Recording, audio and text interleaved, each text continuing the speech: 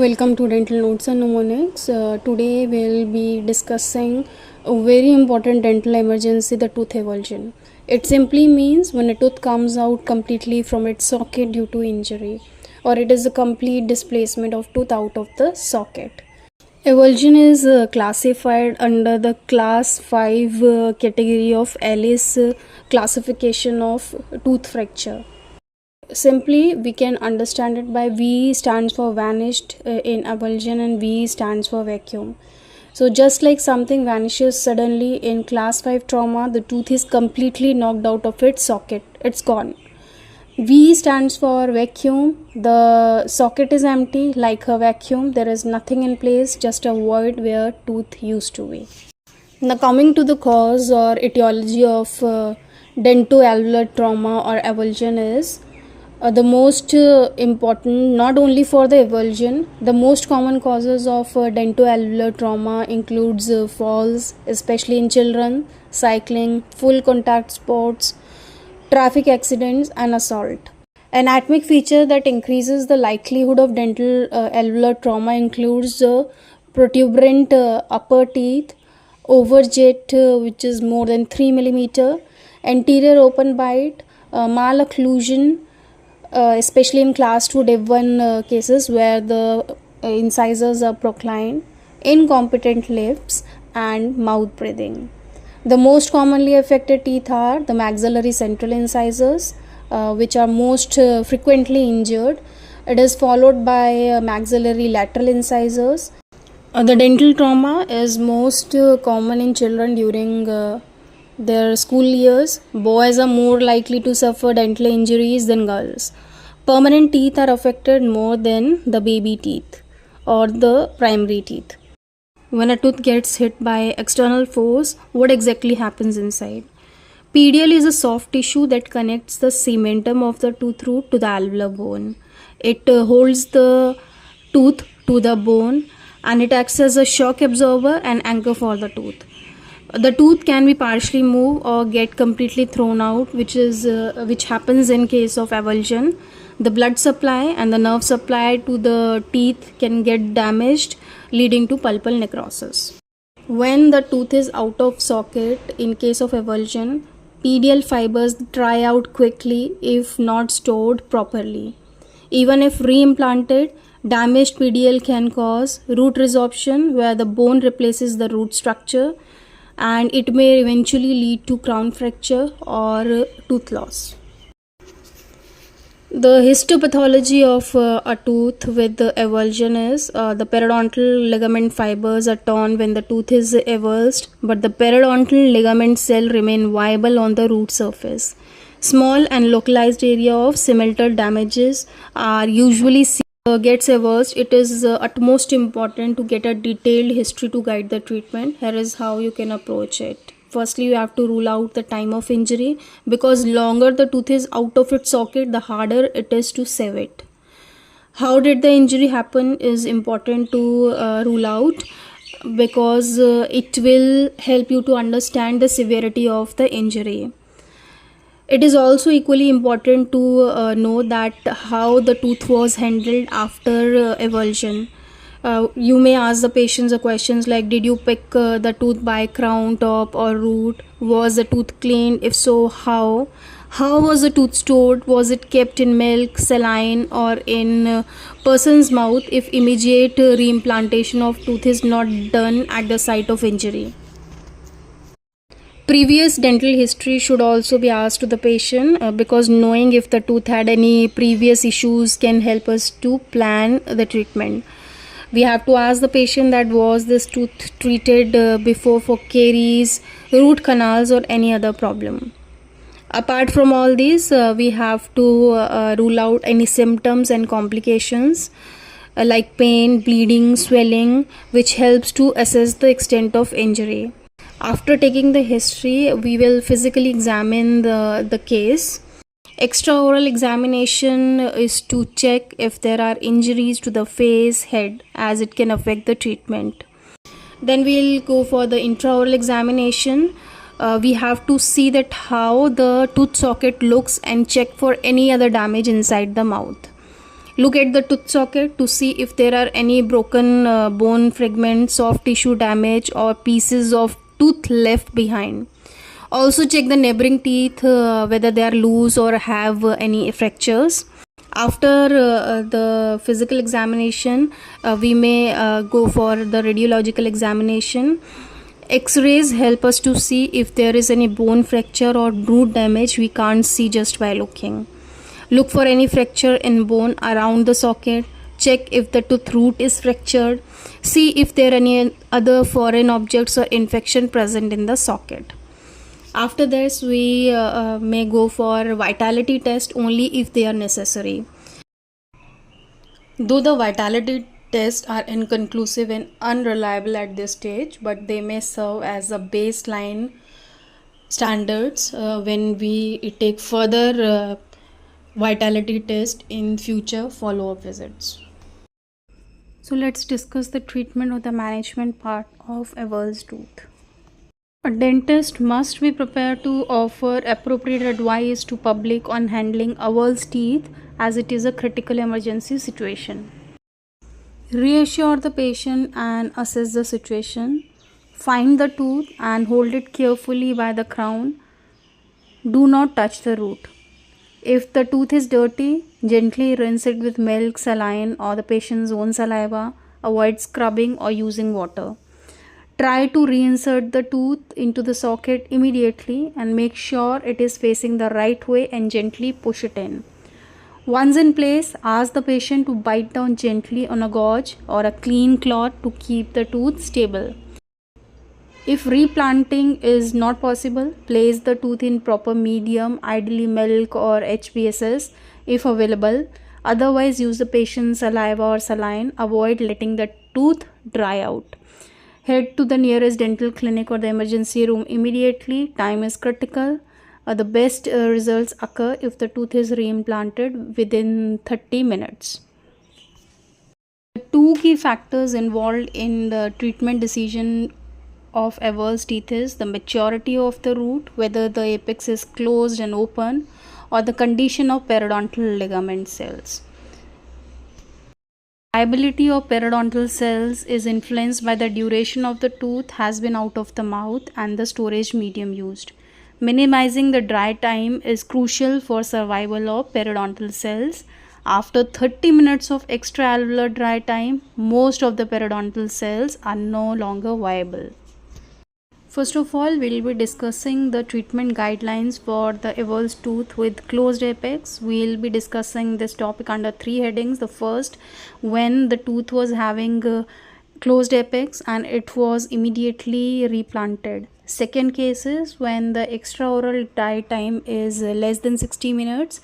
And the third scenario is where the tooth was replanted after 60 minutes of extraoral dry time. Firstly, the management in all the three scenarios remains same. First, we'll discuss what is common to all three conditions. The primary goal is always the same: to preserve the natural tooth when possible, maintaining the surrounding bone and protect facial aesthetics, especially in children who are still growing. The second goal is the root canal treatment, which is generally required in all closed apex teeth, whether the tooth was replanted immediately or after some time. The pulp is usually non-vital and needs treatment. Third is the flexible splinting is essential in all the cases.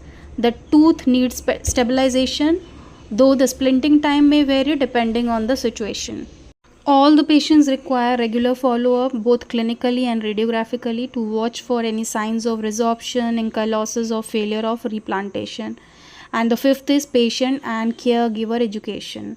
They should understand the current situation and be aware of potential long-term treatments or complications.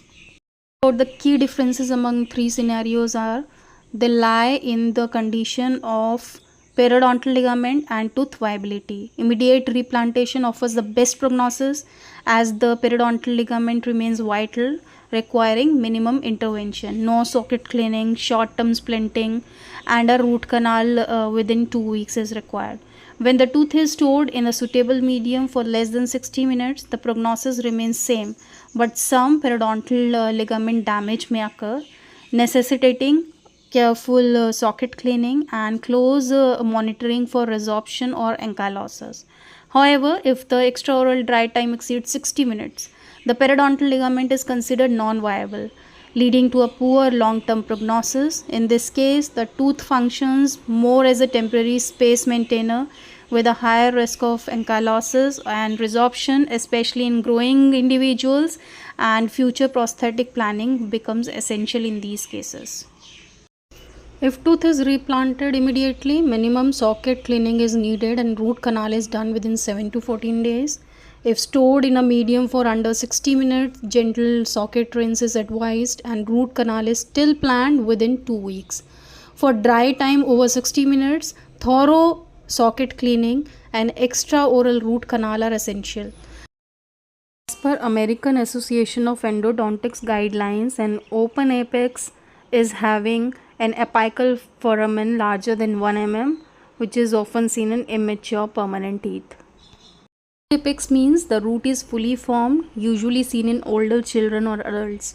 In these cases, the revascularization is very unlikely and early root canal treatment becomes necessary to prevent future complications. While on the other hand, an open apex means the tooth is still developing. In such cases, our goal is to help the tooth to revascularize. That means the new blood vessels grow into the tooth and allow the root to continue developing.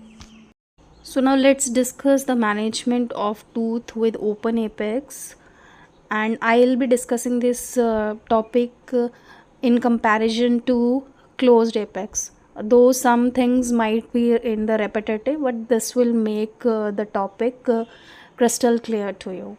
In open apex cases, if the tooth is replanted before the arrival, we clean the socket with saline or chlorhexidine, confirm position clinically and radiographically, and we use local anesthesia. Flexible splinting is done for 2 weeks and 4 weeks if the socket fracture is present. We aim for revascularization, and if the pulp dies, we proceed for apexification, revitalization or RCT. Antibiotics, tetanus check or follow-up are essential. Prognosis is good if it is handled early. For closed apex, the steps are similar, but revascularization is unlikely. We plan RCT with 7 to 10 days using calcium hydroxide to prevent resorption. Prognosis is guarded, but early intervention improves outcome. If the extraoral time is less than 16 minutes and it is stored in the medium with an open apex, rinse the tooth with milk or HBSS solution. Keep moist and anesthetize the tooth without vasoconstrictor. Clean the socket, replant and splint for 2 weeks. The aim here is to revascularize. If the necrosis occurs, shift to apexification, revitalization or RCT. Prognosis is favorable if prompt. In closed apex cases, the same replantation steps apply, but pulp is expected to die. Begin RCT in 7 to 10 days with calcium hydroxide to prevent resorption, and prognosis is moderate. If the extraoral time of the avulsed tooth with open apex is more than 60 minutes, we clean the tooth, replant gently and splint for 2 to 4 weeks. Revascularization is unlikely in this case, but we aim to preserve the bone and aesthetics. Once necrosis is confirmed, process with apexification, revitalization or RCT. Prognosis is poor, high risk of ankylosis and replacement resorption is there. In closed apex cases, we follow the same protocol but do immediate RCT post replantation. Long-term ankylosis is expected. In children, decoronation may be done later to maintain the bone height, and prognosis is poor. So we'll discuss now the pre-replantation procedures. First of all, we'll talk about the anesthesia. When the tooth is avulsed and someone is able to replant it right at the accident site, surprisingly it usually is not very painful. So the injections are typically not needed at that moment. However, once the patient reaches a dental or medical facility, giving local anesthesia is highly recommended to keep the patient comfortable during the treatment. There are often a concern about the anesthetic that contains vasoconstrictors, chemicals that narrow the blood vessels. But in case of dental injuries, especially in the oral and maxillofacial region, studies show that they are safe and don't negatively affect the healing of periodontal ligament. After the avulsion, the time and storage matter. The best thing you can do is place it in Hank's balanced salt solution or HPSS. It is designed to keep the tooth's ligament cell alive and should be a part of every first aid kit. If HBSS is not available, milk is the great backup. It's easy to find and helps preserve the tooth. Sterile saline is another good option, though it is not always on handy. Some might suggest keeping the tooth in child's mouth, but that's risky one.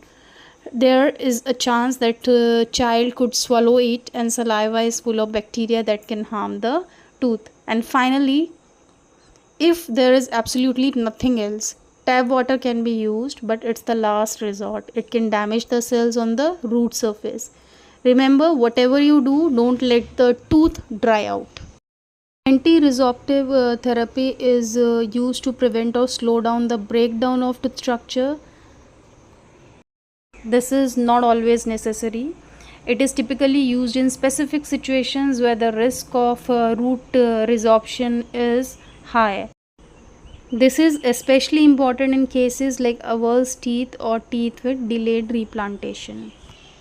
After the tooth is replanted, its position is ideally verified by a radiograph.